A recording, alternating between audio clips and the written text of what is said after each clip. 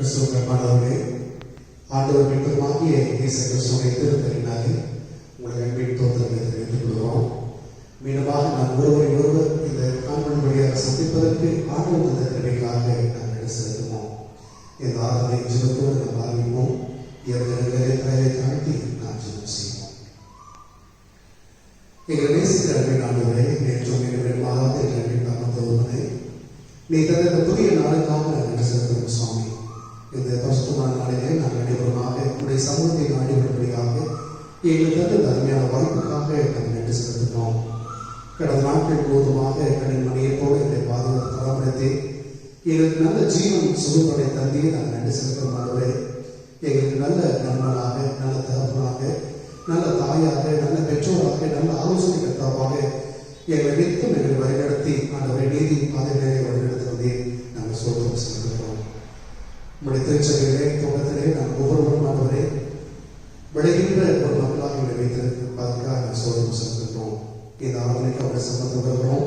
இந்த ஆராதனை தோற்கும் முதல் இறுதி வரை நம்முடைய மாறாத பிரசனங்களுக்கு ஒரு நடத்த வேண்டுமாய் அந்த ரட்சகர் மீட்பருமாகிய இயேசு கிறிஸ்துவின் பாதத்தை ஜெபிக்கிறோம். எங்கள் அன்பின் பரமத்தோதனே, நாம் ஆண்டவரை துதித்து போற்றுவோம். கிறிஸ்துவ கீதங்களில் 336வது பாடல், 1000 பாடல்களை ஆவியில் மகிழ்ந்த பாடல்களே, யாரும் தீமொழி பாடல்களால் இயேசுவை பாடிட பாடல்களே, ஆண்டவரை இணைந்து ஸ்தோத்திரித்து இந்த பாடலை பாடும். 336வது கீர்த்தனை.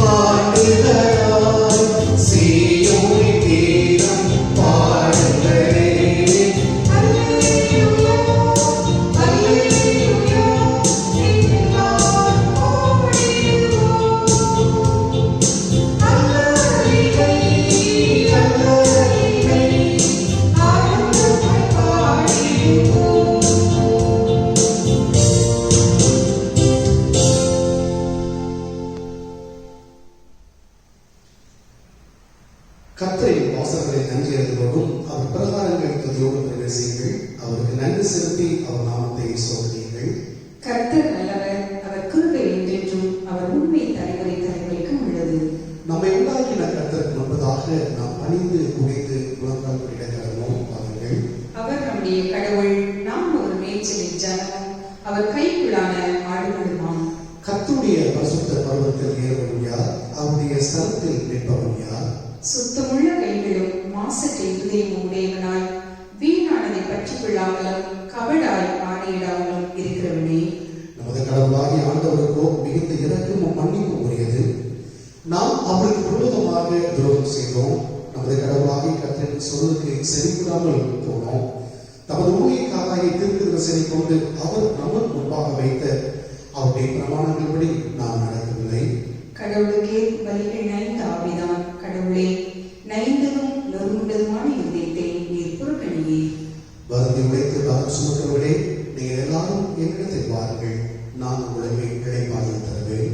நான் எழுந்து என் தகப்பனிடத்திற்கு போய், தகப்பனே, கருத்துக்கு விரோதமாகவும் உங்கள் பார்வையிலும் பாவம் செய்தேன் என்பேன். என் கண்ணுடைய மீட்பருமாக கர்த்தாவே, என் வாயின் வார்த்தைகளும் என் இருதயத்தின் தியானமும் உமது சமூகத்தில் பிரீதியாய் இருப்பதாக. ஆமென். ஜெபம் செய்வோம். சர்வ வல்லமையுள்ள கடவுளே, நாங்கள் எங்கள் ஆண்டவர் இயேசு கிறிஸ்து மூலமாய் உமது சமூகத்தில் எங்கள் வணக்கத்தையும் ஸ்தோத்திரத்தையும் செலுத்த வந்திருக்கிறோம். எங்கள் பாவங்களை உண்மையை அறிக்கை செய்வோம், மற்றவர்களுக்காகவும் எங்களுக்காகவும் ஜெபிக்கவும் உதவி செய்கிறோம். ஒரு திருவசனத்தை நாங்கள் கேட்கும் பொழுது உமது அன்பின் மகத்துவத்தை அதிக உண்மையாய் அறிந்து கொள்ளவும், உமது கிருபையின் கனிகளை எங்கள் வாழ்க்கையில் காட்டவும் அருள் புரிய வேண்டும் என்று எங்கள் ஆண்டவர் இயேசு கிறிஸ்து மூலமாய் வேண்டிக் கொள்கிறோம். ஆமென். நாம் யாவருமாக கண்களை மூடி நம்முடைய பாவங்கள், நம்முடைய குற்றங்கள், நம்முடைய பிள்ளைகளை அன்புடைய சமூகத்திலே மனத்தாழ்மையோடு அறிக்கை செய்வோம். ஆண்டவர் மன்னிப்பதற்கு ஆயத்தமாக இருக்கிறார். ஒப்புரவாவதற்கும் மனம் திரும்புவதற்கும் இது ஒரு தருணம். இந்த தருணத்தை பயன்படுத்திக் கொண்டு நம்முடைய சங்கத்திலே நம்முடைய பாவங்களுக்காக நாம் வேண்டுதல் செய்வோம். கடவுளே, உமது கிருபையின்படி எங்களுக்கு இறங்கும். உமது இரக்கங்களை பெருக்கத்துக்கு தக்கபடி எங்கள் விடுதலை அழைத்துவிடும். எங்கள் அக்கிரம் நீங்க எங்களை முற்றிலும் கழுவியறணும். எங்கள் பாவமர எங்களை சுத்திகரையும். எங்கள் விடுதலை நாங்கள் உணர்கிறோம். எங்கள் பாவம் எப்பொழுதும் எங்களுக்கு இருப்பதாக இருக்கிறது. தேவன் ஒருவருக்கே விரோதமாக நாங்கள் பாவம் செய்து ஒரு பார்வையில் தீமையானதை நினைத்தோம். கடவுளே, சுத்த இதயத்தை எங்களை சிருஷ்டியும், நிலைவரமான ஆவியை உள்ளத்தில் புதுப்பியும், முதலட்சணத்தில் சந்தோஷத்தை திரும்ப எங்களுக்காக உற்சாகமான ஆவி எங்களை தாங்கும்படி செய்யும். ஆமென். தேவனுடைய இரக்கம் செய்கிறதும் மன்னிக்கிறதும் உமக்கு சுவாபம் லட்சணமாய் இருக்கிறதுனால் எங்கள் தாழ்மையான விண்ணப்பங்களை ஏற்றுக்கொண்டு எங்கள் பாவங்களாகிய சங்கலினாலே நாங்கள் கட்டுள்ளவர்களாய் உருக்கமான உமது மிகுந்த இரக்கத்தினாலே எங்களை கட்டவிழ்த்து விடுதலையாக்க வேண்டும் என்று எங்கள் மத்தியஸ்தரும் எங்களுக்காக பரிந்து பேசுவதாய் இயேசு கிறிஸ்துவின் மகிமைக்காக வேண்டிக் கொள்கிறோம். ஆமென். மீண்டுமாக நாம் யாவருமாக அடைக்கலமே உமது அடைவினாலே ஆர்ப்பரிப்பேனே மகிழ்ந்தேன். கர்த்தர் செய்த நன்மைகளை நித்தம் நான் நினைப்பேனே துதிப்பேனே என்ற பாடலை நாம் சேர்ந்து பாடுவோம்.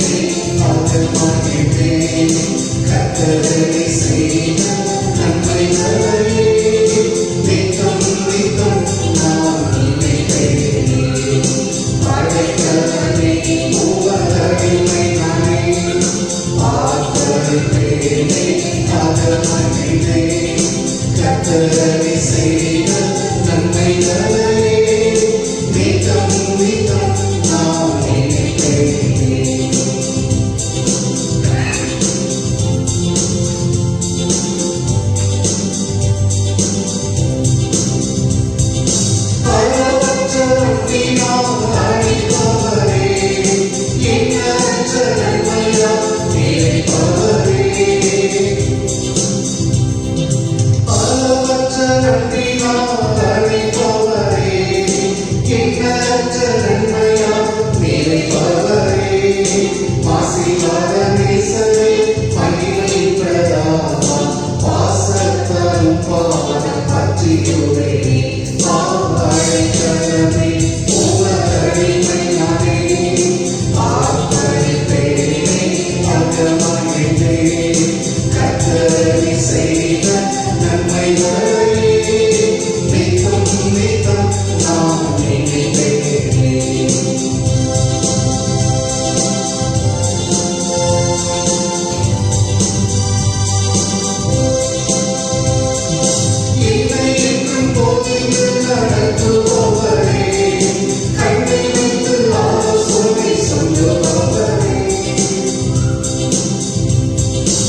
என்னை என்றும் போதித்து நடத்துபவரே, கண்ணை வைத்து ஆலோசனை சொல்லுபவரே, நடக்கும் வழிகளை காட்டுபவரே, நம்மீதம் துணைத்துவை சூழ்ந்து கொள்ளுவே. ஆவாழை கலவே உமதடிமை நானே, பார்ப்பழித்தேனே அகமகிழ்ந்தே, கர்த்தரை செய்த நன்மைகளையே நித்தம் நித்தம் நான் நினைத்தேனே.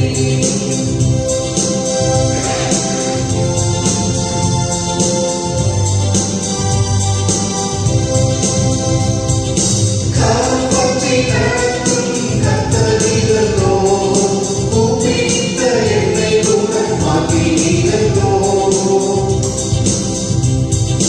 கரம் பற்றி நடக்கும் கர்த்தரிலோ, கூப்பிட்ட என்னை குணமாக்கினீரோ.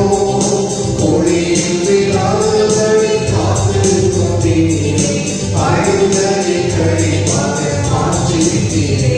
ஆவாழை கலமே உமதடிமை நானே, பார்ப்பழித்தேனே அகமகிழ்ந்தே, கர்த்தரை செய்த நன்மைகளையே நித்தம் நித்தம் நான் நினைத்தேனே. ஆவாழை கலமே உமதடிமை நானே, பார்ப்பழித்தேனே அகமகிழ்ந்தே, கர்த்தரை செய்த நன்மைகளையே நித்தம் நித்தம் நான் நினைத்தேனே.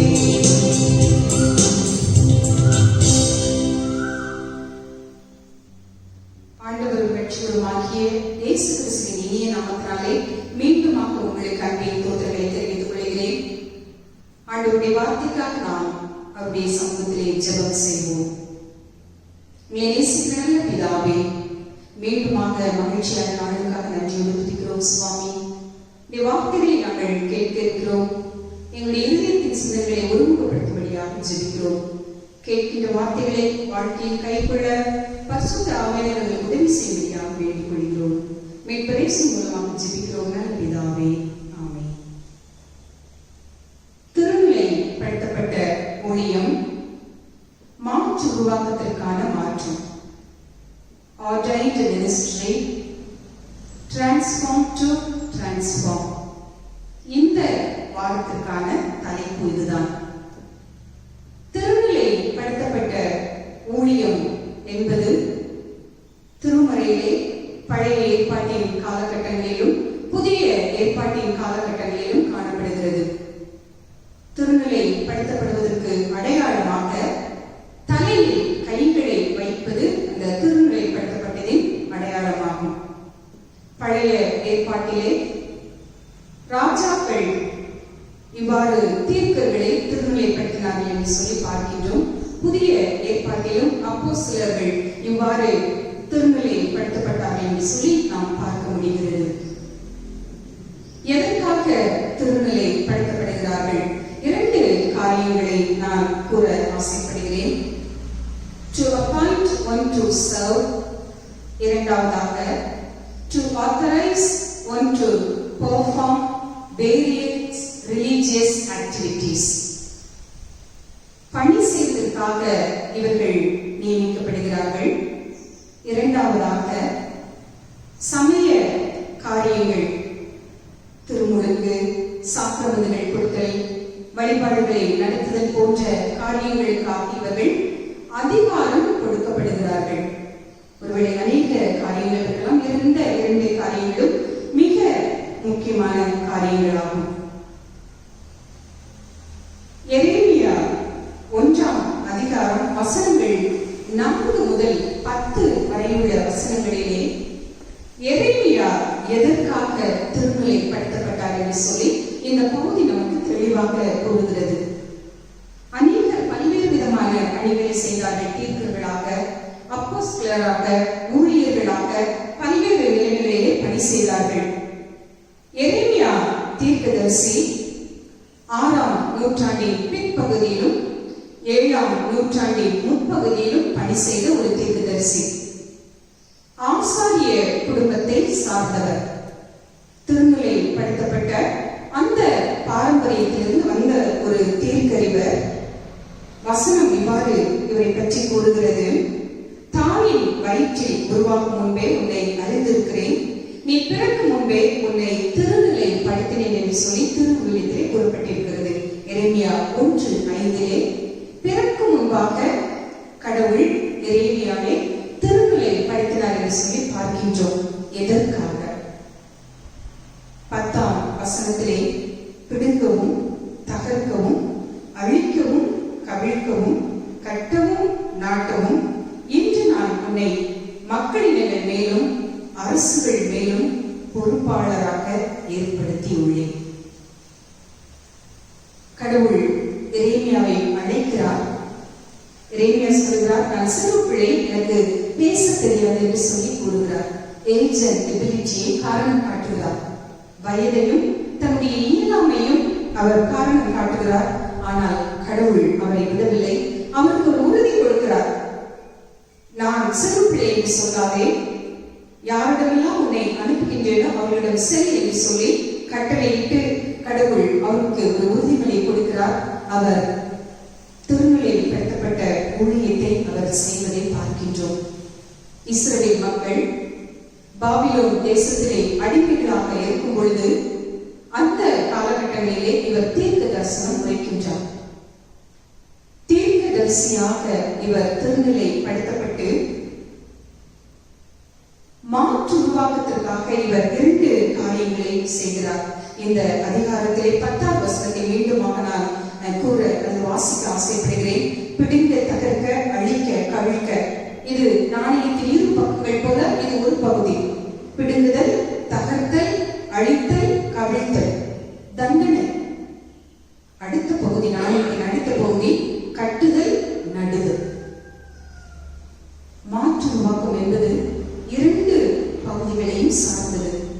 ஒரு கையிலே தண்டனை எரேமியா அறிவிக்கிறார், இன்னொரு கண்களிலே கடவுளுடைய இரக்கத்தையும் ஆண்டவருடைய நம்பிக்கையும் அறிவிக்கின்றார். எனவேதான் எரேமியா 31:31 நாம் பார்க்கும் பொழுது புதிய உடன்படிக்கையை நான் ஏற்படுத்துவேன் என்று சொல்லி எரேமியா 31:31 நாம் வாசிக்கிறோம். இஸ்ரவேல் மக்களுக்கு வெறும் தண்டனை மட்டுமல்ல, தேவையில்லாத பிடிக்கிறது, தகர்க்க வேண்டிய காரியங்களை தகர்ப்பது, அழிக்க வேண்டியதை அழிப்பது, கவிழ்க்க வேண்டியதை கவிழ்ப்பதோடு மட்டுமல்லாமல் நான் உன்னை மீண்டுமாக கட்டுவேன், நடுவேன். ரெஸ்டோரேஷன். மீண்டுமாக நான் புதுப்பிப்பேன், மீண்டுமாக உன்னை கூட்டி சேர்ப்பேன், நீ எழுந்தவைகளை மீண்டுமாக பெற்றுக்கொள்வாய் என்று சொல்லி ஆண்டவருடைய நம்பிக்கையும் இந்த தீர்க்க அறிவிப்பதை பார்க்கின்றோம். திருநிலைப்படுத்தப்பட்ட ஊழியத்திலே மாற்று உருவாக்கம் தேவை என்று சொன்னால் இந்த 2 காரியங்களும் மிக மிக அவசியம்.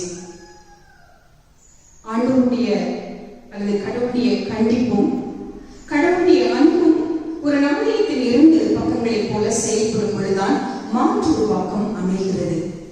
வெறும் அன்பு மட்டும் இருந்தது என்று சொன்னால் மாற்று உருவாக்கம் அமையாது. அல்லது வெறும் கண்டிப்பு மட்டும், தண்டனை மட்டும் இருந்தது என்று சொன்னால் மாற்று உருவாக்கம் அமையாது. எவ்வாறு ஒரு கட்டி குணமாக வேண்டும் என்று சொன்னால் அது அறுக்கப்பட்டு சீழ் பிதுக்கப்பட்டு அதற்கு தேவையான மருந்து மாத்திரைகள் கொடுக்கப்படும் பொழுதுதான் அது குணமாகும். அதே போல்தான் 2ம் தேவை. கண்டிப்பும் ஆண்டவருடைய இரக்கமும் ஆண்டவருடைய நம்பிக்கையும் தேவை. இது அமையும் பொழுது மாற்று உருவாக்கம் நிச்சயமாக ஏற்படும். இந்த பகுதி நமக்கு அதைத்தான் வெளிக்காட்டுகிறது. கிறிஸ்துவுக்குள் அன்பான மக்களே, திருநிலைப்படுத்தப்பட்ட ஒவ்வொருவரும் மாற்று உருவாக்கத்திற்கான கருவிகளாக செயல்படும் பொழுது, 2 காரியங்களையும் சரியாக செய்யும் பொழுது திருச்சபையில், குடும்பங்களில், நாட்டிலே மாற்று உருவாக்கம் நிச்சயமாக நிகழும். ஆண்டவருடைய அன்பும் ஆண்டவருடைய நம்பிக்கையும் மக்களை சென்றடையும். கடவுள் ஒவ்வொருவரையும் ஆசீர்வதிப்பாராக. ஆமென். அன்புக்குரியவர்களே, ஆயர்களாகிய நாங்கள் இந்த திருப்பணி இருப்பதற்காக நன்றி செலுத்துகிறோம்.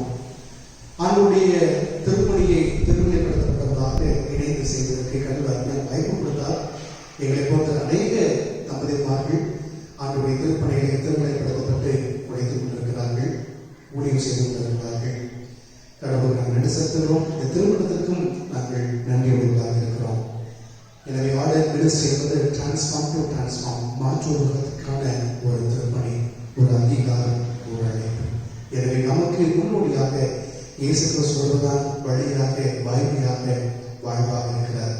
அதை உணர்ந்து ஆண்டுடைய திருப்பணிகளை இணைந்து திருப்பணி ஆற்றுவதற்கு நம்மை அர்ப்பணிக்கும் விதமாக நீயே எமது ஒளி, நீயே எமது வழி, நீயே எமது வாழ்வு இயேசையா என்ற பாடலை நாம் சேர்ந்து பாடுவோம்.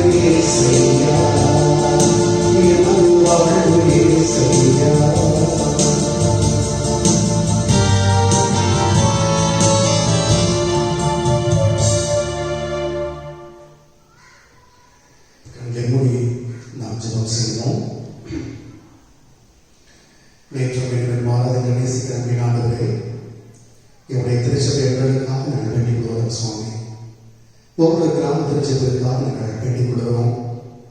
இந்த கிராமத்திலே பணியாற்றுவதற்காக திருநிலைப்படுத்தப்பட்ட 10,000 அன்பர்களுக்காகவும் நகரத்திலே பணியாற்றுகின்ற உங்களுடைய அன்பர்களுக்காக நாங்கள் வேண்டிக் கொள்கிறோம் சுவாமி.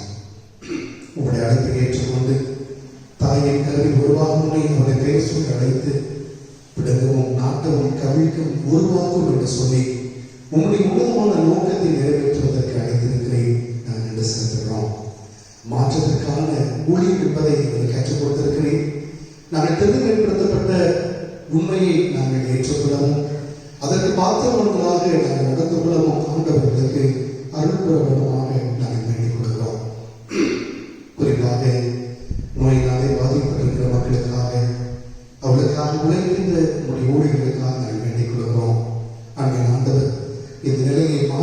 நீ விரும்புகிறேன் சுவாமி. இந்த மாற்று உருவாக்குவதற்காக எங்களை நீ பயன்படுத்துகிறேன். திருச்சபையாக நாங்கள் இணைந்து இந்த மாற்றத்தை கொண்டு வருவதற்கு ஒரு பல கருவிகளாக நாங்கள் வாழ்வதற்கு நீ கருவித்தார் சுவாமி. நீ வாழ்ந்த நாட்களிலே இப்படிப்பட்ட நோயினாலே பாதிக்கப்பட்ட மக்களை தொட முடியாத சூழ்நிலையை நீ தொட்டீர் சுவாமி.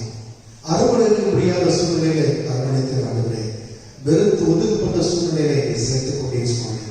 இந்த மாற்றத்தினுடைய கருவிகளாக நாங்கள் ஒவ்வொருவரும் வாழ்வதற்கு நீ கருவித்தார். ஆண்டவரே, ஆயிரம் மாத்திரமல்ல அன்பர்களுமாக இணைந்து சுவாமி உலகத்திலே நீ விரும்புகிற மாற்றத்தை உருவாக்குவதற்கு உம்முடைய வல்ல கருவிகளாக நாம் ஒவ்வொருவரும் பயன்படுத்துவதற்கு நீ கருவித்தார். தொடர்ந்து காட்ட அர்ப்பணிக்கிறோம்.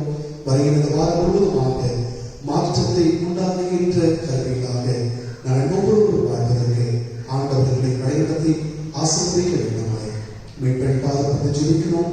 எங்கள் அன்பின் பரமத்தோதனே, ஆமென். ஆண்டவர் கிட்ட இந்த ஜெபத்தை நாம் சேர்ந்து சொல்லுவோம். பரமண்டலத்தின் பிதாவே, உம்முடைய நாமம் பரிசுத்தப்படுவதாக, உம்முடைய ராஜ்யம் வருவதாக, உம்முடைய சித்தம் பரமண்டலத்திலே செய்கிறது போல பூமியிலேயும் செய்யப்படுவதாக. அன்றைய அப்பத்தை எங்களுக்கு தாரும். எங்களுக்கு விரோதமாய் குற்றம் செய்திருக்கிற நாம் மன்னிக்கிறது போல எங்கள் குற்றங்களுக்கு நன்மை. எங்களை சோதனை பிரவேசிக்க பண்ணாமல் தீர்வை ரட்சித்துக் கொள்ளும். ராஜ்யம் பதவி மகிமை கிடைக்கிறதில்லை. ஆமென். அவருடைய ஆசீர்வாதத்தை நாம் பெற்றுக்கொள்வோம். நம்முடைய ஆண்டவராகிய இயேசு கிறிஸ்துவினுடைய கிருபையும் பிதாவாகிய தேவனுடைய அன்பும் பரிசுத்த ஆவியின் ஐக்கியமும் சமாதானமும் வழிகாட்டுதலும் நம் அனைவரோடு மீண்டும் என்னும் சதா நாட்களிலும் நீடித்திருப்பதாக. ஆமென். என் ஆத்துமாவே கர்த்தரை ஸ்தோத்திரி, எங்களுடைய பிரசன்னத்தை ஸ்தோத்திரி. என் ஆத்துமாவே கர்த்தரை ஸ்தோத்திரி, கர்த்தர் செய்த சகல உபகாரங்களையும் மறவாதே. ஆமென். கர்த்தர் உங்களுடைய பாராக சமாதானத்துடன் வழக்கிடுவோம். கர்த்தருடைய